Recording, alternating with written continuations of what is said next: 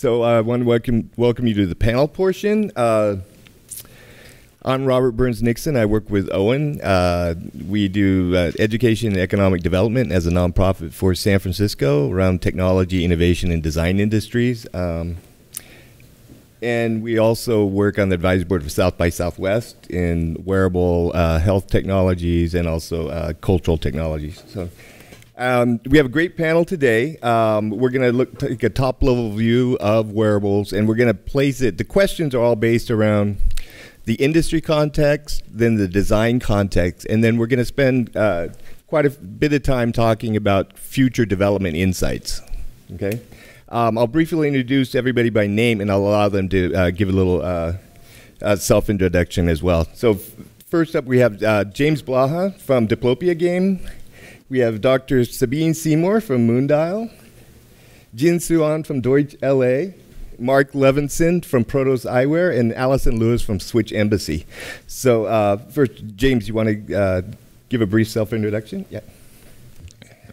My name is James Blaha, and I was born with a lazy eye. So for people who don't know what lazy eye is, it's basically a condition where one of your eyes is weaker than the other one for whatever reason, and your brain learns to ignore the information coming from that eye, usually very early in childhood. And so we're working on a game, a virtual reality game that improves the vision of people with lazy eye, using right now the Oculus Rift, the Rovis Dive, Google Cardboard, these new head-mounted displays that are coming out. And the way we do that is by basically taking single objects in the virtual scene and increasing the brightness to the weaker eye and dimming the brightness to the stronger eye. And what that does is it breaks through the suppression of the weaker eye long enough to train the person to use both their eyes together. In my case, I used the game for about 20 hours over 5 weeks, and I was able to gain the use of my weak eye and gain 3D vision for the first time. So right now we're in an alpha test, and we're going to be beginning a study with UCSF in the next couple of months. So if anyone knows anyone with lazy eye in the Bay Area, or if you have it and might be interested in the study, please contact me. Thanks. Okay. Great, thanks. Next up, we have Dr. Sabine Seymour. Oh, this is hard to beat. This is awesome. So I have been doing wearable technology for a very, very long time, a couple of decades now, and I actually do not like the word wearable technology the way it is actually appropriated right now. I do everything that is soft, meaning that to me a wearable is actually something that I literally wear, as what we in the fashion industry seem to be calling it as a wearable.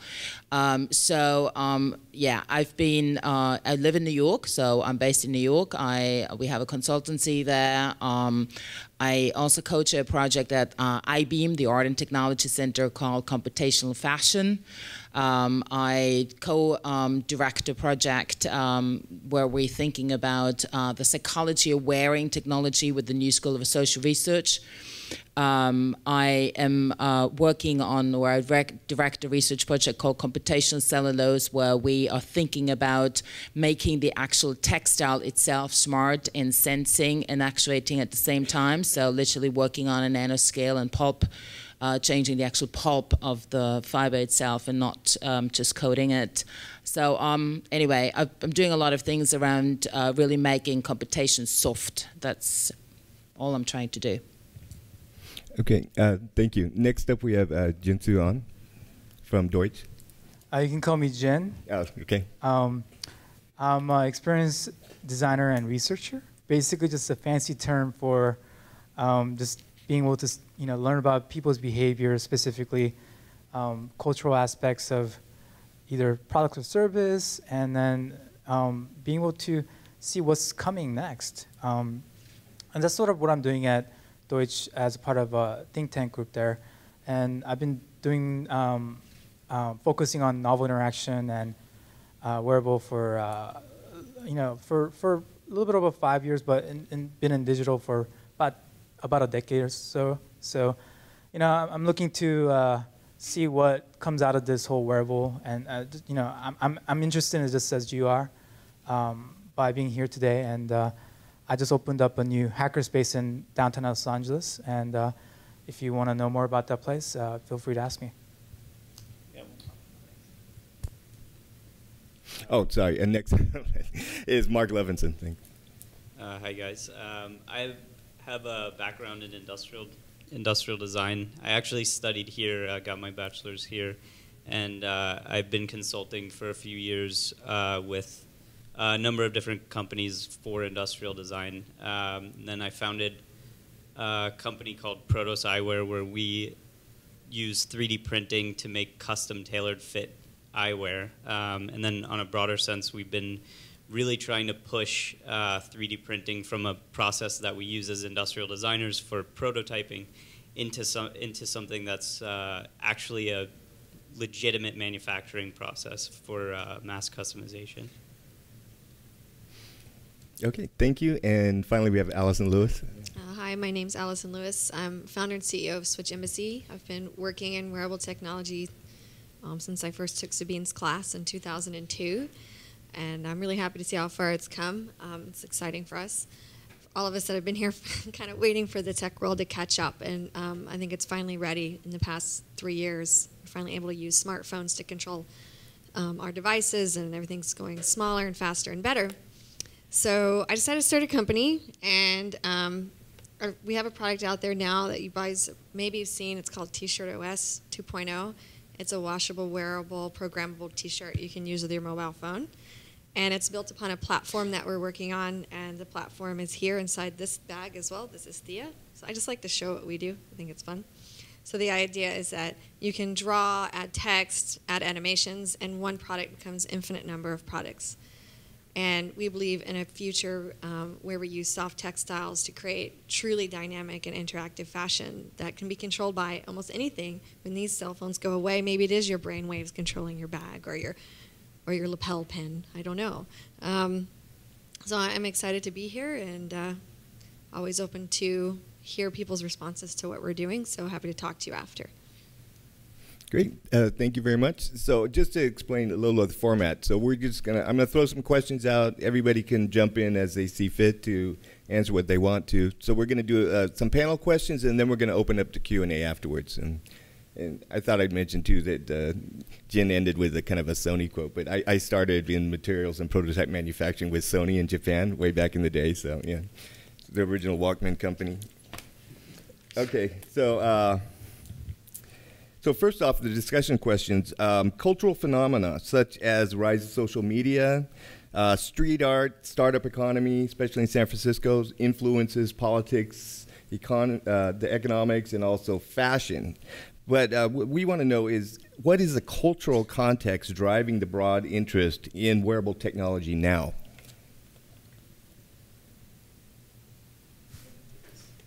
I guess if I'm understanding the question correctly, there's a couple of threads that I think are pretty interesting for me, at least. So, one would be the quantified self movement, which is basically where you're tracking a lot of information about you, so that you can kind of look back at it retroactively, and kind of see how you operate as a person, and try to make adjustments. So like with sleeping habits, eating habits, things like that.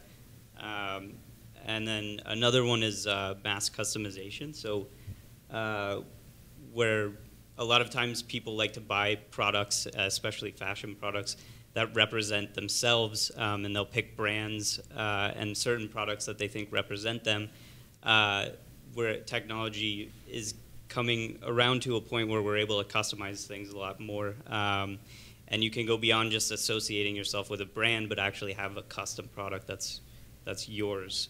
So those are two threads that I was thinking of.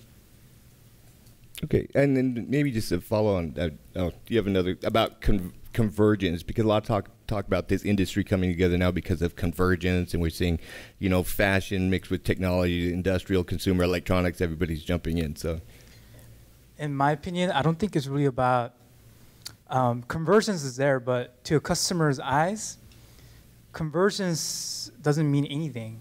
To them, all they want to do is be able to do something that they care about, and they're represented in a way that they want to be represented. So to me, wearables, where they need to be at is truly have a definition of what cultural relevancy of a wearable device is. I think without that, it's hard to understand what it does, first of all, but how is it going to help us in our social everyday settings? Is that time for something? Time for a break? Time for a cookie? Anyway, I think, without that cultural relevancy, for example, if you look at a lot of the wearable companies, or if you look at any technology companies, we're gonna just use some random companies which happen to be Apple and Google, because this is an example that we can all kind of relate to. Well, let's look at Google Plus. Okay, so it's a social networking platform, right? We also have Facebook. Why did Google fail whereas Facebook didn't? Well, my first answer is cultural relevancy. There's no cultural relevancy to Google Plus whatsoever. They were so technology focused that they sort of lost sense of what it really means to people. And without that meaning, an object, device, or service is meaningless. It's completely blind to people.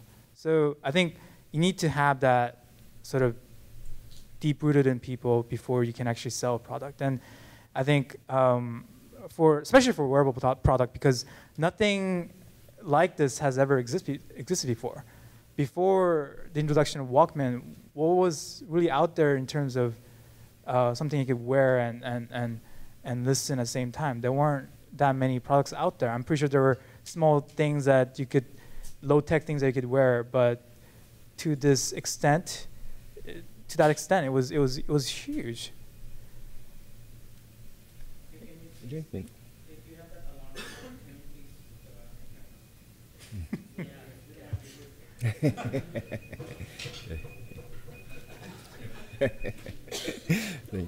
Okay. And again, another thing is the Beats. So with Apple's acquisition of Beats, they've not only gathered intellectual knowledge, but of audio products, but they've garnered whole folks that are rooting behind this whole culture, right? Of music and the whole hip hop culture and the whole shebang. They bought the entire thing. So imagine they were to start a wearable device, they could leverage that cultural relevancy to have people understand what it does, but more importantly, it's actually cool to wear it. I think that is the ultimate thing when it comes to wearables, and whoever gets that right is going to be the biggest winner. And we're all kind of waiting to see what Apple does in terms of the luxury market and fashion, for see how long how their brand can extend beyond their traditional industry group. So, yeah.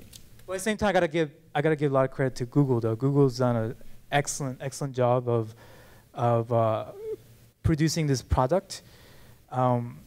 Utilizing their technology know-how to produce this device that fits on your head. I mean, if you ever try to build something like this, it's really incredibly difficult. I did a sprint a couple months ago on a wearable device, and it's incredible how difficult it is to fit all these devices into a small, area. And I think from a technology standpoint of view, they did a wonderful job. It's just that in terms of the actual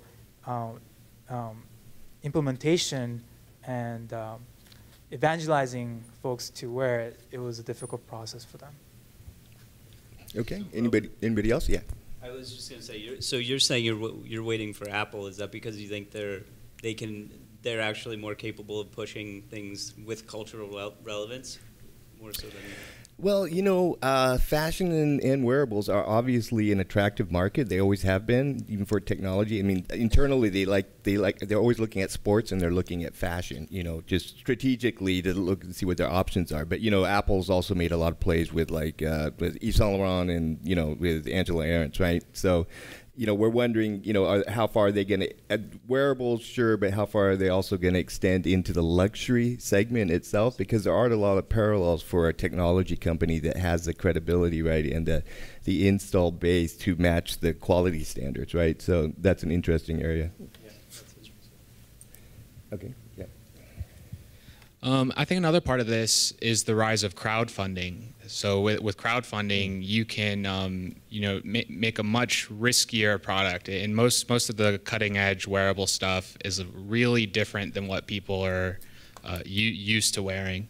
And so with crowdfunding, you can figure out if there's a market for your wearable pretty cheaply and get the funding at the same time to build it. Yeah, that's a good point. Okay, so the next question is, so what is a wearable strategy? And if we're really going to talk about the Internet of Things and everything, in the future necessarily being connected in some way or the other, does every company need to have a wearable strategy then going forward? Well, the easy answer to that is no.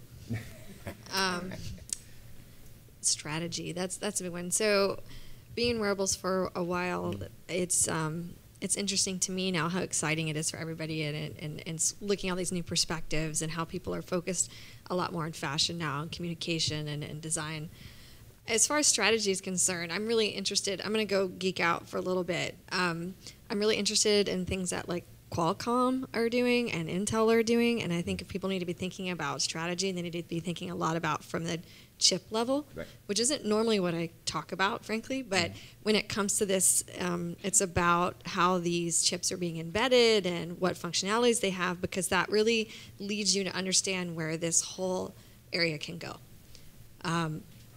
There's a lot of factors for play and strategy. Finding the right manufacturers, understanding like how to build things is a huge barrier to entry, like huge. Because manufacturers just don't know how to put textiles with hard electronics. Right. So as you see more and more, I believe that Intel's talking with CFDA's, I can't remember what it is, fashion designers, the Council of Fashion Designers of America, and also like opening ceremony. The opening ceremony team, yeah. Yeah, and Barney's, right? Team. Yeah. Mm-hmm. So if I was thinking about strategy, I would actually look towards some of the technology companies first in that way, and then I would look at it different ways. I would look at the fashion companies, because fashion companies are so creative and such an iterative design process. I don't know how to explain it, but I think that there's a lot of inspiration there. And so when you put those two things together, you can start to think about how your company could fit into this. And for some people, fashion is not part of their, their strategy or their agenda. So why even think about it? Well, but if you are, then should my Coca-Cola be connected to my shirt? Maybe? Well, you don't think do you think Starbucks is going to come out with a wearable strategy pretty soon? I do. Who? Starbucks. Starbucks? Yeah, I mean, when we're talking about connected universe, and their whole thing is the throughput per operation per day, right, in terms of their numbers. So, right, there's a lot of things you can do there. So it works really great for tracking and for the whole like quantified self. It works really well for large companies to be thinking about that and how to understand how their employees are working and what kind of movements they're making and how to be more efficient. But I think that I really honestly don't think everybody needs to be in there. Virgin America just start trying out Google Glass, right? Oh. Yeah. I thought they were playing with some blanket technology. I think they were playing with Google Glass from what I heard on some blog somewhere. Well, I also think go ahead. So I think that in terms of a strategy, when you can't just put it in one egg in one basket or whatever you call this. It's so for example, an airline, you have security issues, you have things of you have certain elements where Google Glass or some type of glass that is augmented reality. It doesn't really need to be Google Glass. It can be anything. There are lots of actually companies out there that have been in that space of augmented reality for years, very specific for workwear, very specific for people that have to do work on very difficult machinery, have to work hands-free, have wireless connection to the outside world. So in that actually extends. So Google Glass is the only product per se that actually was launched as a consumer type product, and thus we know about it. The same about 3D printing. 3D printing, additive manufacturing has been around for 30 odd years. Right. So it's only that because MakerBot and the guys out of Brooklyn, Bray and his team put it together, cut it out there, got it out into the consumers. So thus it is becoming a space that is interesting. So when you speak about a strategy, for what? Well, I think because, I'll just jump in. So if we think about the future connected universe, do you want to be one of the not connected elements, even if you're an accounting firm, but everything's connected? You know what I mean? How do you play in that? Because then, you're on the outside, right? So in that context of an Internet of Things, a truly connected universe where everything's connected and people, expect that of you, even if, you're a Muni or you're a Starbucks or, you're an accounting firm, do you think you need to look at how you play within a connected universe in terms of even a wearable? I think to your point, I think you brought a good point about how wearables started as a specialized tool. And I think, a lot of technologies, the users tend to be very specialized, and then it becomes available to the broader market.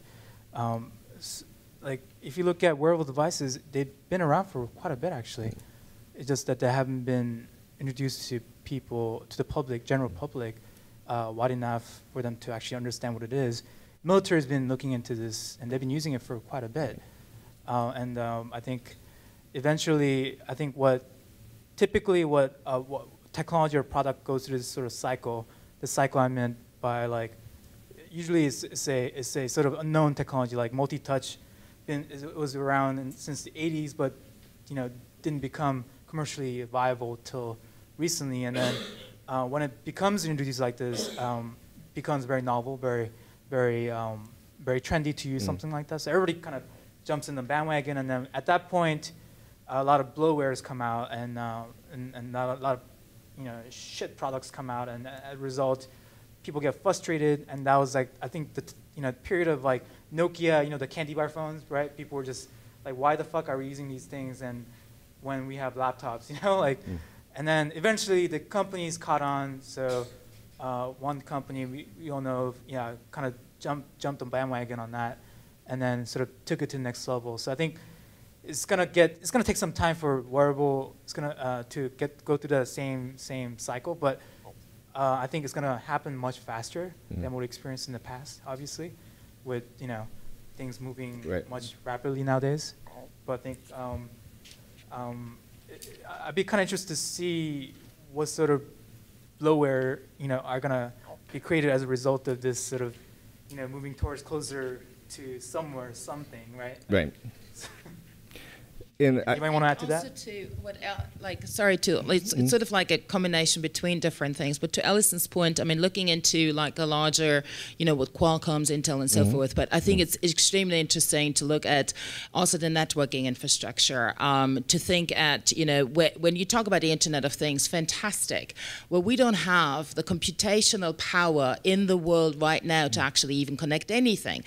So if I want to connect I mentioned this also yesterday, but if I connect everything that I wear right now, and we all do in the space even, trust me that most of the, Google, server farm's going to be, done within a few seconds. So we really need to have much more computational power. We need to understand, different algorithms, absolutely new ways of really identifying data, making sure that we really capture these things in an appropriate way.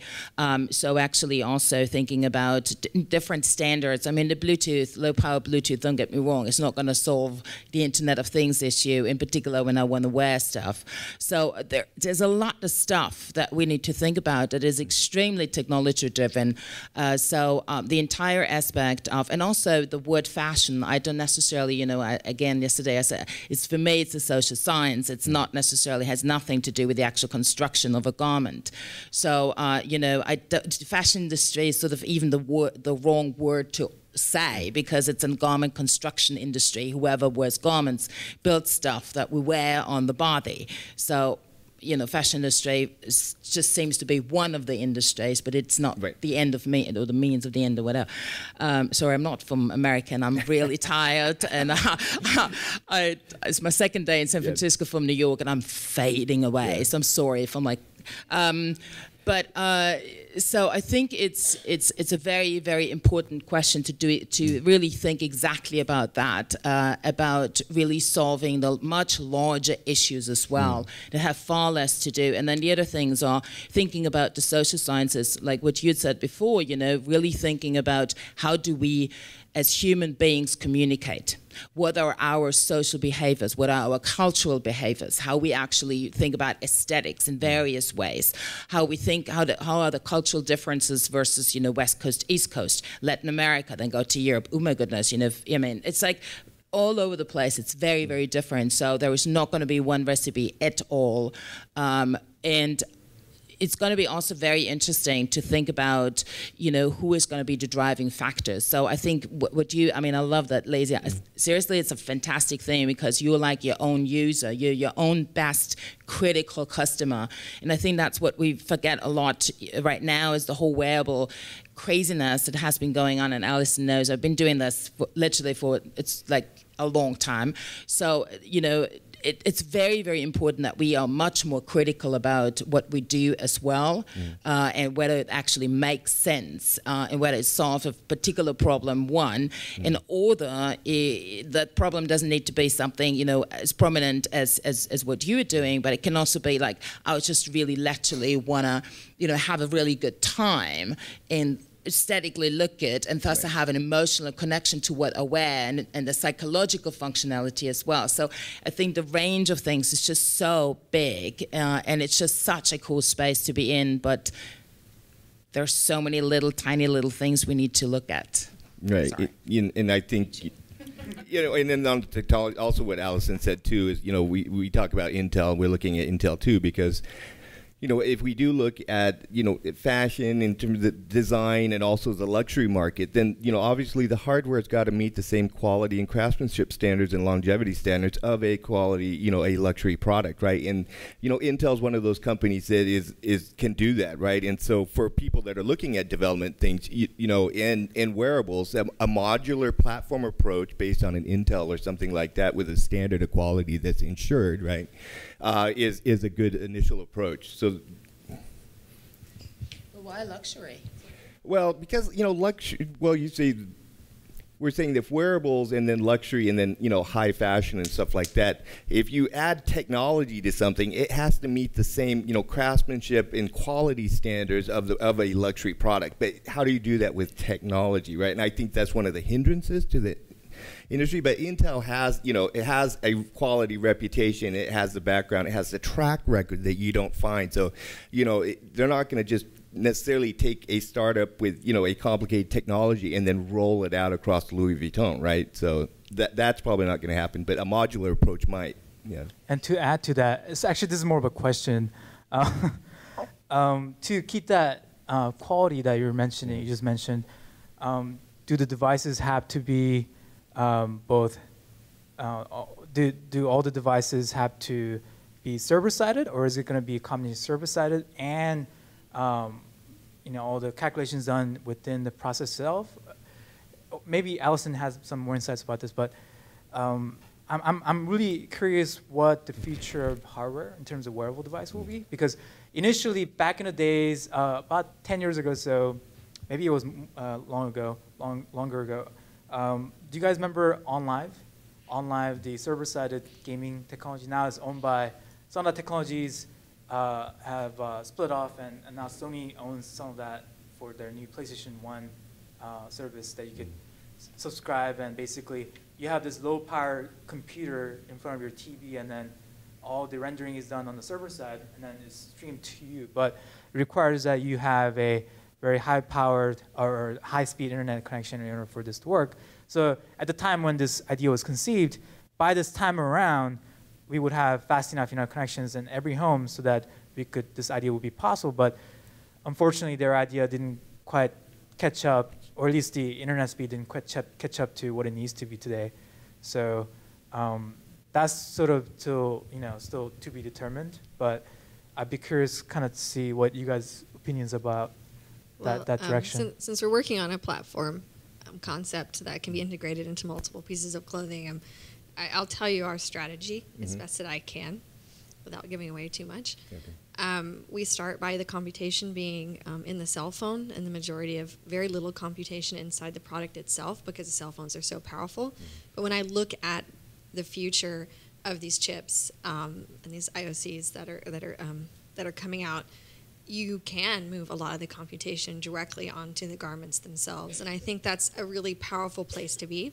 And hopefully, I'll be working with Sabine's fabrics someday that do that. So, because I'm not going to be the one that's making those fabrics, right. But I certainly look to different types of companies and how they're approaching building these items. It's very.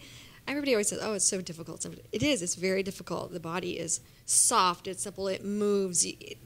Things are draping and moving right now. You guys can tell, like, my skirt's too short, and I'm like kind of like sitting like this, you know. Technology is not used to that. It doesn't know how to act in this environment. It doesn't know that I need to, it's not going to react. Maybe, but wouldn't it be nice if my skirt just suddenly went down here automatically or something? I think it would be great. But I'm doing fine. I'm doing fine. And I'm just making a point that there's a big gap, and it's exciting to me right now because I see manufacturers starting to fill this gap with new materials and new ways of thinking about integrating the chips into the fabrics themselves so that they are inherently intelligent. And I think that is like really super cool, and coming from someone who's not from a sci-fi background at all. I just got into it later in life, oddly, like a year ago. But I just think that, all those dreams that you have in your head of like clicking a button, your whole outfit like responding, that's going to happen. It's going to happen. People are working on it. And so I think when you're thinking about strategy, and that has a response to the identity of the person in real time so that the experience is theirs and their own, which gives then the technology more meaning. And so it's like this nice cycle that it all comes back to the self. So you can share it with other people, or you can have your technology to yourself. When it's on the body, it's just a powerful place. I kind of went off there. And, just a very pragmatic. So basically, what you're saying is, where shall the computation be? Where shall how shall the data be transferred? I mean, right now, when you take about a cell phone, for example, you have a Wi-Fi module, you have UMTS or 4G, and you have Bluetooth.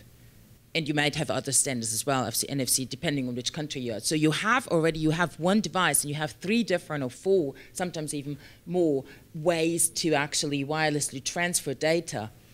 Well, it's just going to be different standards, different data, but I think that it's still going to be various streams depending on where and how much. And so, yeah.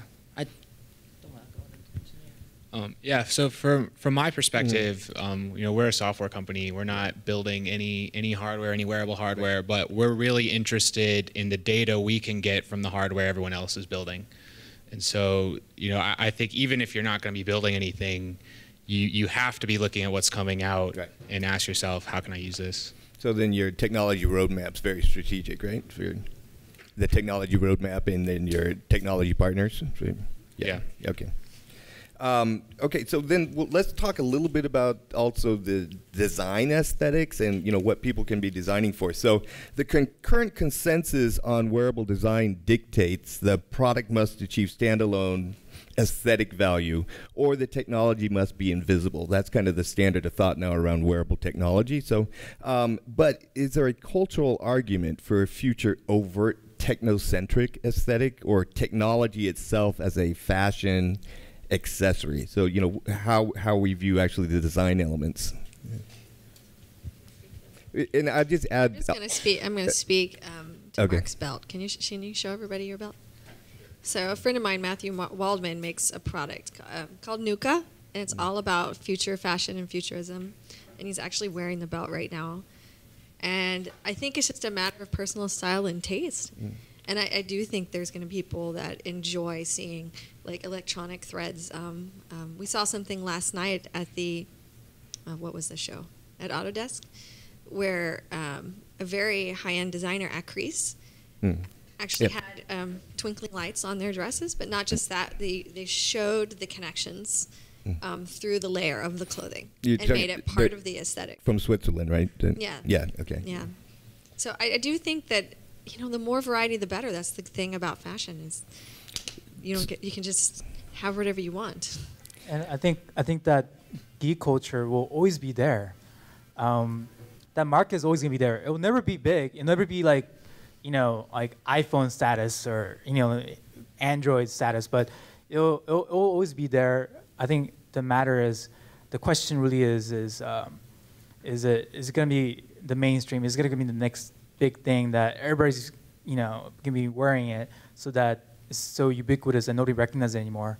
I think that is sort of the question, and I think eventually we're gonna get there. I think we have to define what the aesthetic is as a community.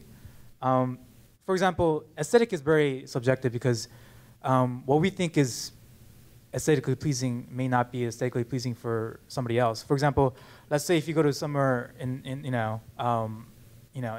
some rural continent, let's say somewhere you went to some place in Africa, and these group of tribes have maybe, you know, body piercing or whatnot, right?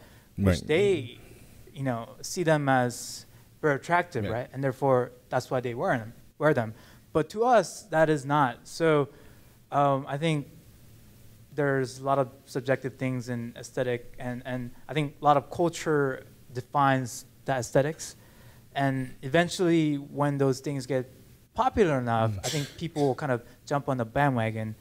And we still don't know what that aesthetic that people fall for will be, but I think it's something that we will have to work out. Well, I'm just wondering, you know, technology if technology becomes the aesthetic, are we ready for that? I don't think technology will ever become a mainstream aesthetic by itself. I disagree. I think it's inevitable that it will be. I think like as things progress, it's going to be seamless, and there won't really be. Exactly. That's not my point. Yeah, it's going to be so seamless that you won't see it as technology. Well. And I'll just elaborate a little bit because, you know, so right now we're saying make it beautiful or make it invisible, right? But, you know, when you talk about fashion, and this is always a big question because we know about all the technology stuff too, but, you know, the integration, the initial approach, you know, to the fashion and, you know, and then the breakdown maybe into ready-to-wear and stuff like that. But, you know, there is a fashion approach. We were talking with the trend forecasters that, you know, make it beautiful, make it invisible, but a lot of high fashion is actually comical, about a wink and a nod. So you might come out with a 1950s, you know, TV on your head, you know, whether it serves any purpose other than just, you know, the technology, overt, obvious, in-your-face technology aspect, you know, is kind of irrelevant in that thing. So in that case, are we going to want just the signifier of technology attached to us as part of our, you know, identity going forward? So it's gonna go both ways, I think. As you've seen from the earlier slides, I didn't mean to. Oh no. You know, you saw a lot of anti-surveillance technologies, right? That are designed to kind of hide things or protect you from certain technologies out there. So I think those technologies are gonna just eventually grow, and I think.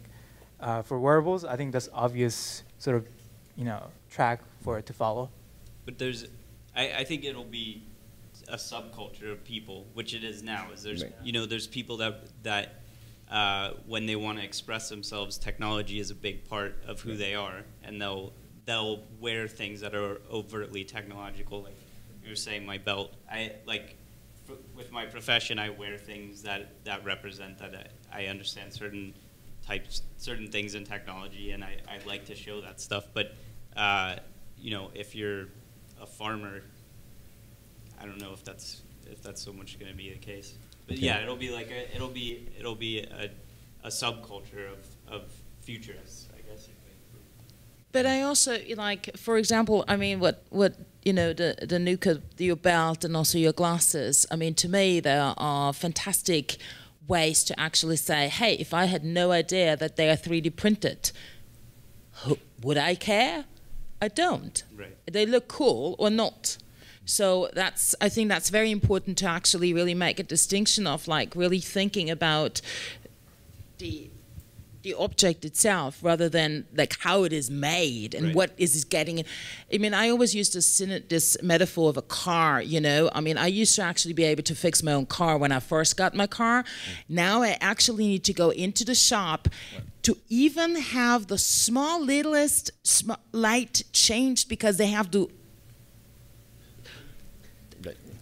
Really?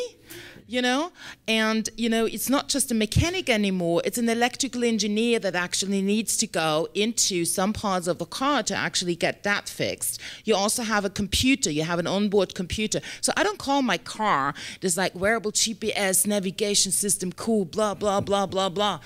It's a car. It just so happens it has all this additional technology. So I feel that I want to also wear stuff that sometimes it might look like it's a little techie, might it look like it's a very organic. Sometimes I just wear black. Sometimes I just go with pants and jeans. I mean, just, you know, whatever. You know, so it's like, I'm not sure whether, you know, like you said before, there are going to be so many different layers. It doesn't really matter. It's just one of the styles. Yeah. Okay. Well, I think if I was if I was investing money in this, if I'm putting my $2 million or $10 billion, whatever, if I was an investor, I would probably put my money on things that are visible. They're actually making a statement rather than hiding. Because if you're hiding, think about the market value of such a product. It's going to be very hard to, I mean, in certain cases, yes, but it's going to be very difficult to sell something that's something you can't see, right? So, what's that? Well, that's, I think we're talking about more of a, to the RV, no, but to the end consumer. Yeah. Everyday people like us. But there's like, you try to line with. Yeah, it depends on the application, but I guess the main audience we're talking about, or at least I'm talking about, is consumer, the end consumers that we all interact with, just like how anybody would just go out and buy Android or iPhone. But that means that the application is actually something you want to show off. It's a visible, the actuation is actually that's what you want to show off. But maybe you don't want to show anything off, and it's not. Yeah, there's certain cases. Yeah. There's a fine line because you start to get into like something that's appropriate to wear in a normal context, and then there's certain people that will recognize certain things that you're wearing, and you be able to make a connection on that. But you can, if you're wearing too many things that are a statement, you kind of start looking like you should be hanging out at Comic-Con, or you have to be on a runway to justify wearing it. So right.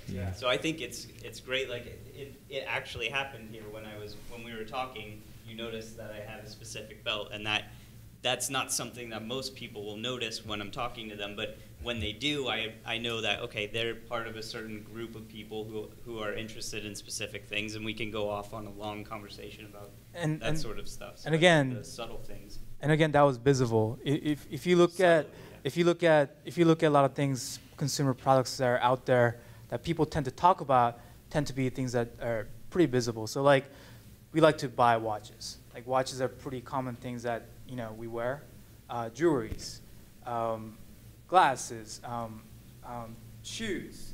These are all the things that we wear, and we're also making a statement at the same time. But at the same time, because of the high visibility, people tend to talk about them socially. But it also becomes a free marketing for a lot of these companies, right? Because you're basically walking, billboard when it comes to, trying to sell certain products to certain people, right?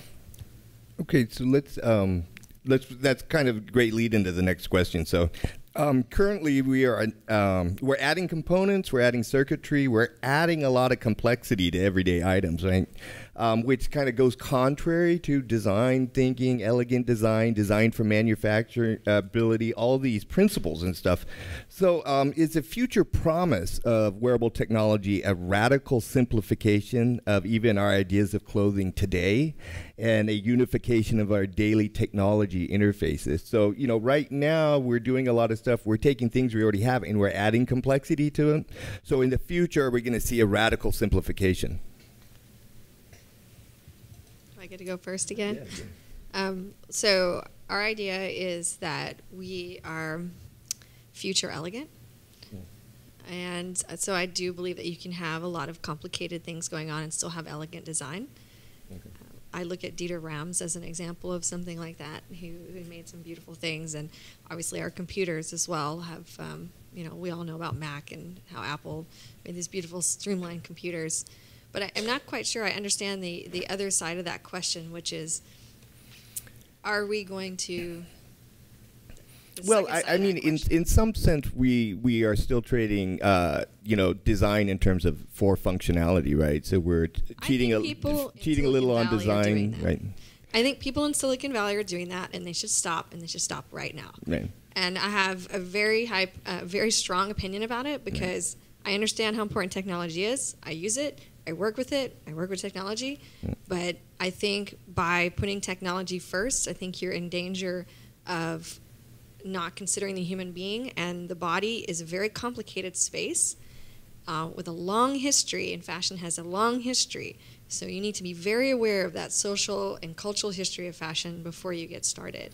And I think that should come first in the conversation, and the technology concept should actually come second to make an elegant design. That's my thought process there.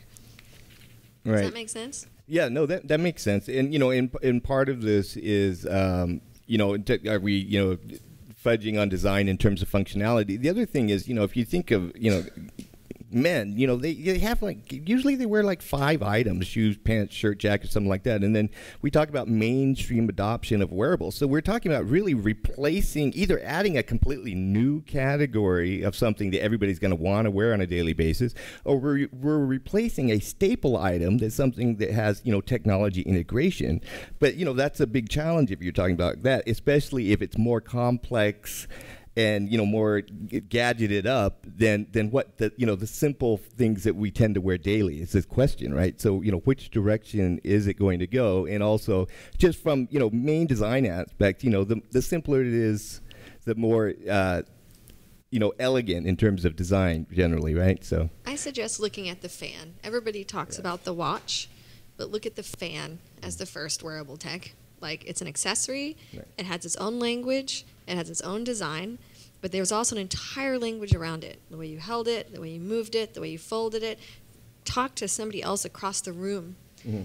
And I think, to me, that is probably one of the best examples of how you can add complication and still have elegance in the same place. Okay. I think you brought an interesting point. I think there are a whole slew of interaction design patterns that we haven't tapped.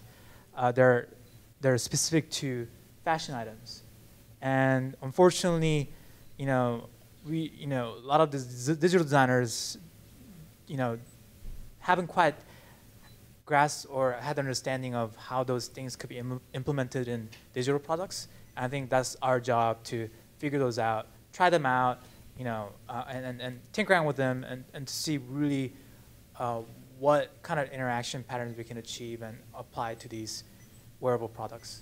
That's just my 2 cents. Yeah, it's like, so you were saying you don't really like that people are putting the technology first, but I kind of like that there's people that are there doing it. Like, they throw it out there, and then like there's a backlash. It's like Google Glass is an excellent example where people are like, "Oh my God, I hate you. You're wearing this thing," and people are like, "Okay, I'll back off." And then there's like an equilibrium that's found, and it seems like a lot of us are trying to kind of find that cultural fit. But it's great that there's people all over the map on that stuff, and it seems like it feels really inevitable to me that there's this slow progressive progress like into this transition where everything's really integrated, and we're all just trying different different parts of it and seeing where we can push the limit to get a little bit closer to like a fully integrated technology fashion. So does that mean that in the future our wardrobe will be completely replaced by just technology versions of what we already have, or are we going to have a whole new category? We're going to wear the same things we have for the most part,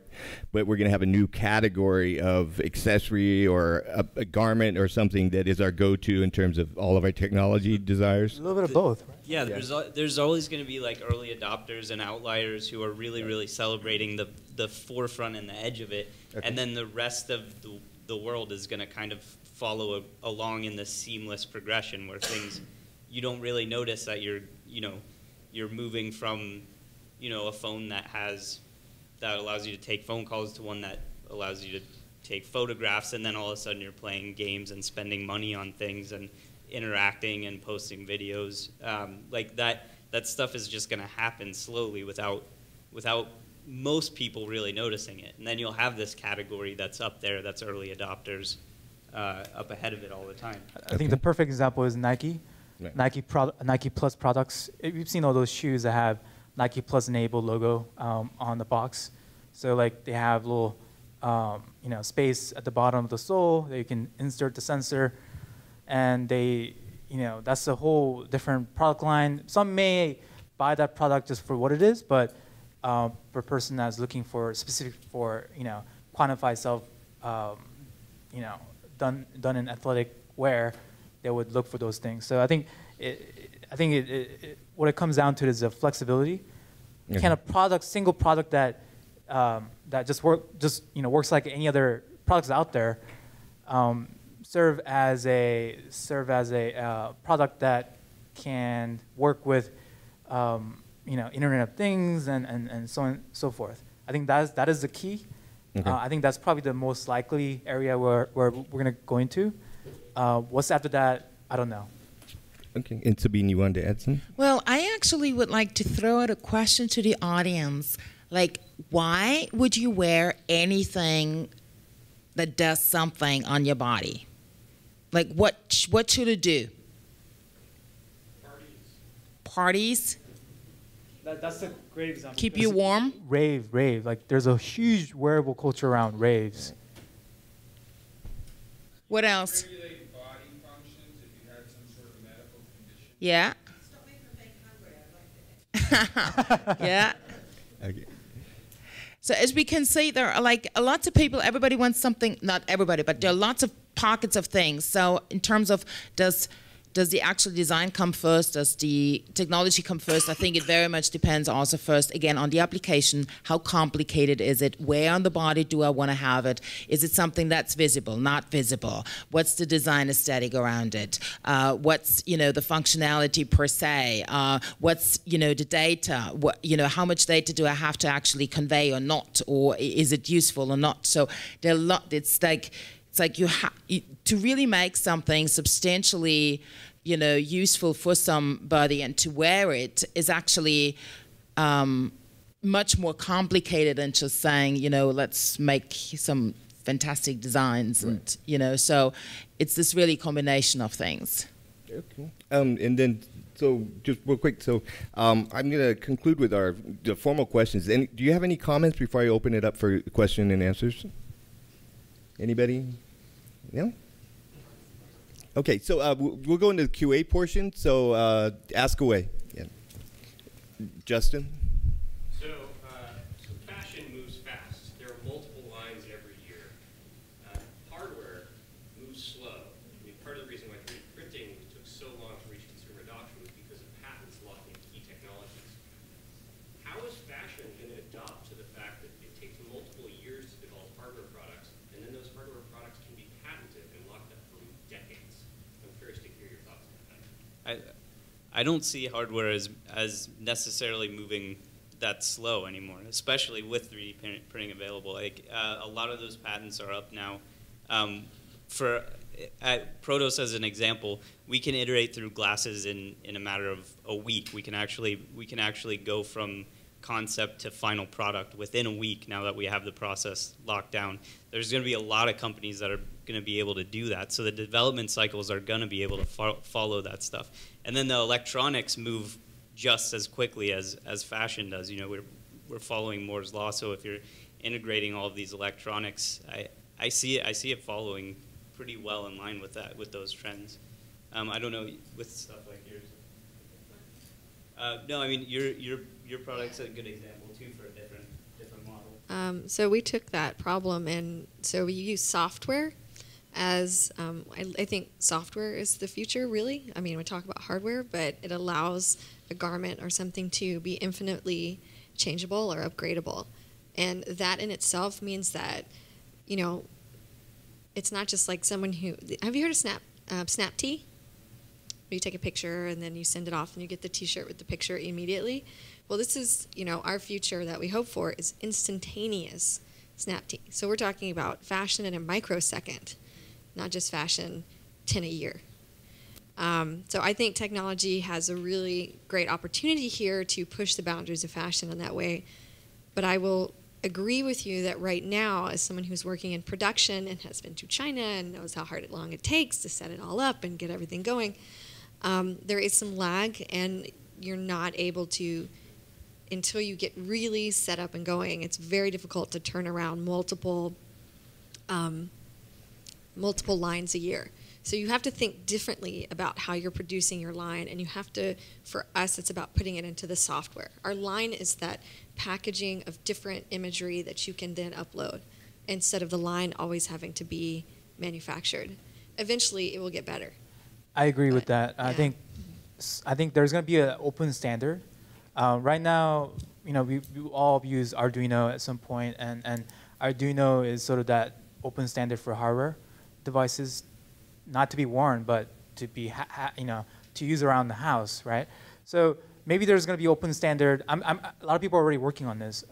Flora is one example that is already available, but it's not quite small enough yet. And I've seen numerous Kickstarters that are trying to do the same thing. So I think once we get that ideal open hardware that somebody creates, that's going to open up a whole slew of new software development, and it's going to push the wearable forward. Till then, there's going to be some, you know, rough roads ahead, but I think that's going to happen within the next couple of years. Well, I was going to point out that this year, Intel came out with the Edison chip, and it works on Linux or Linux, whatever you choose, however you choose to say it. So that's already an open platform, you know, that people can work off of. Other questions for the panel? Yeah. Go ahead. Yeah. Okay. My name's Joe Jason. I'm with an investment firm called D&A Partners, and we invest in digital media distribution companies that are in this exact industry. What I want to say is, you know, there was some great points here today. I do have a question. That the agility of software is there. So, and the operating systems are there. So you really have to pay attention to all of them, not just the top two. There's just the top two. One's quasi-open, one's closed. There are more open source operating systems coming for wearables and beyond. So my question is to the panel: what do you see, you know, 10 years from today? It's always the crystal ball question, right? And Sabine is probably sick of these types of questions, right? Because I get them on panels. But does nanotech fit into this as well? And so what do you see from 10 years from now, and does nanotech fit in? Oh, guys. So, yes, absolutely. So I'm actually involved in a research project, as I mentioned before, where we are actually creating a sensing and basically a textile or some type of nonwoven where we manipulate the actual pulp through nanoparticles, and very much so the integration of some hardware into something, into a garment, is hopefully in about 10 years something old school, that we're going to look at the Motorola car phones we've had 20 or odd years ago and be like, oh, that's a cell phone, really? So I think it's going to be the same about that. So it's really thinking about material science. So everybody who, right now we need physicists much more. We need more mathematics people that really understand code. We need to have people working in nanotech, really understanding that. We need to understand the health implications of what that actually means in a nanoscale working there. It just means it's very, very small, but it also can go through your skin. So what does that mean? Do we have to have a layer between the skin and the actual second skin and all of that? Thinking about bacteria, thinking about actually using bacteria as a virus to identify ourselves, and thus we actually can encapsulate and save our own code, our own data. So there's lots of different layers that are literally, we can have a conversation pretty far out. I can tell you what I think in 20 years is going to be happening, but lots of people think I'm nuts, but it's okay. And that's really, really important. I think you really have to think like that to... and also really, really think about what do you really need? Why is the fashion industry not picking up on the technology? Why is integrating anything that is a piece of hardware into a garment so difficult? Well, so it is, and it's because of construction methodologies. It's because of the way the factories are set up right now.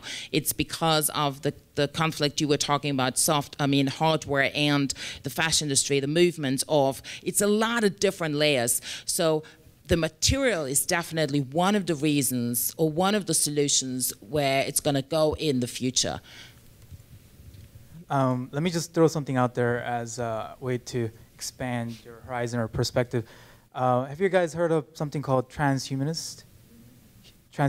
Yeah, transhumanism. So transhumanists, it's an organization that they believe in basically augmenting computer into our body.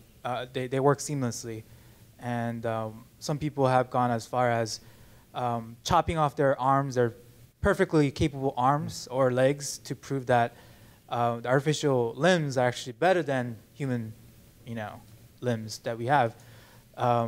One person, I think, chopped off both of his legs and then replaced it with another one to prove that person with artificial limb can run faster and longer. And well, that tells you kind of the extreme that that people already gone through to kind of prove their point. So this already happened, this probably happened within the last decade or over a decade ago, and I think if you're looking into the future 10 years from now on, with those kind of knowledge, I think it could, really, I don't know where it's really gonna go. I mean, I don't totally agree with transhumanist beliefs 100%. There are some beliefs that I believe that should be integrated into our future research, but certain things I feel like it goes a little too far. I haven't quite figured out whether it's something that I want to believe in yet. And I think you should too. You should think about these things and kind of, and understand what and realize that these technologies are going to impact your life eventually, within your lifetime for sure. So I think we have to decide whether these technologies are going to be for you or not. I think, to me, that's more of a question than predicting what is going to be the future, because future seems pretty, set in stone in terms of what is out there, what we've seen so far. We know that we can do these things. It's just a matter of time. Well, I think also in terms of, nanotech is it's very, very interesting question in terms, because you need to think longevity. I mean, the basic research for some of these things, 5 years is nothing. So, so it's very interesting and very important for people to even have visions so that we can get financing in order to put into areas like that. So more research can be done and much quicker, in particular when you talk about energy problems in that sense. when we're talking about physics and so forth. So that's one pocket, and the other pocket is really material science and putting more in that. The next is like really thinking about, biodegradable electronics, where we really think about, the next generation of, like when you talk about transhumanism and Ray Kurzweil and the whole like that, that's like exactly, that's debatable. But what's very important is thinking about electronics being something else, being made out of different types of materials rather than silicon. Also using different type of raw materials because we're running out of certain things. Also, like how can we actually not use that much but little, and that because of not only because it's running out of the actual resource, but also the resource itself is becoming so expensive. So there are lots of different layers, and I think in particular for research that is so long and that needs really substantial machinery. I mean, if you talk about, in particular, if you talk about nanoscale, you have microscopes that are like $2-3 million microscopes in like research labs, and that's, you have a few here and there in different, bigger universities and research labs all over the world. But then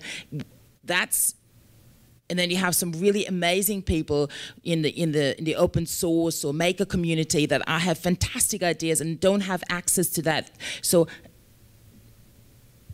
there's lots of cool work to do. Yeah. But I'm interested to know from your perspective, like, do you think that those projections by people like Ray Kurzweil are pretty on point, or are you saying that we need to actually be investing more effort into those types of technologies in order to get to that place within those time frames? Well, just to answer that real quick, I think if you look at the predictions he's made, the interesting thing is most of them were on point except where it came to fashion. Interesting. So, and I think the most interesting technology for me in the next 5 to 10 years is augmented reality. I think they're already working on contact lens displays where you can do full alpha channel. And then we'll have sensors that can do a full 3D depth map of the room you're in. And with machine learning, machine vision, we can automatically determine what the objects in the room are. And there's just so many applications with that. And I think it's definitely coming in 5 to 10 years. And I'm excited about the applications in vision, but I think it's going to affect pretty much everything. Yeah, and I think that's exactly the vision, and I think that's one pocket, and I think there are like a few different pockets. You know what I mean? So that's what I also talked about. The applications are so important. Like why? What do we need it for? Yeah, and eventually I think ethicality is going to be the big topic in the next 5-10 years. Just like how we talk about food and is it GMO versus non-GMO. I think consumers should be given, and also they should be given a chance to think through these things and make a decision whether I want to, be able to use these technologies that has to do with certain value versus another piece of technology that has another piece of value system. So it's going to be interesting. Yeah. Oh, yeah. Quick question. I know we spoke about it earlier, but you just said the consumer's choice. When you were speaking of visible or invisible technology, like as opposed to wearable technology, you showed something in your slideshow, the GPS bracelet when I'm in trouble. Obviously, somebody knows my information. Yet on the other hand, I can wear a collar where they can block my information. I have that choice. They coexist in my closet. I can choose to wear whatever I want. So, in terms of, is it more, I know at the end of the day it's just a black T-shirt, but if my favorite band's on it, it's more important to me, in a social setting. But it's not necessarily going to keep me warm. I mean, Yeah. can't they both ideas coexist? Absolutely. It depends on what I want at any given time as a consumer. Absolutely. I think it's going to coexist, no matter people want it or not. Whether the companies that produce these devices want it or not, or whether people are going to want it or not. I think it's going to happen regardless, either underground or as a DIY projects. They're going to exist in some form. I think that's sort of inevitable, and we should see more and more of those technologies in the next 5-10 years. Any other questions for the panel? Okay, if not, okay, so I want to thank everybody and our great panel. Fantastic. Thank you very much. And we want to thank CCA, of course, and the design of Wearable series. And so we're going to be here, I think, until just before 10 o'clock. So you can go ahead and please enjoy the refreshments. And you can, I think the demo tables might still be set up, okay? Thank you very much.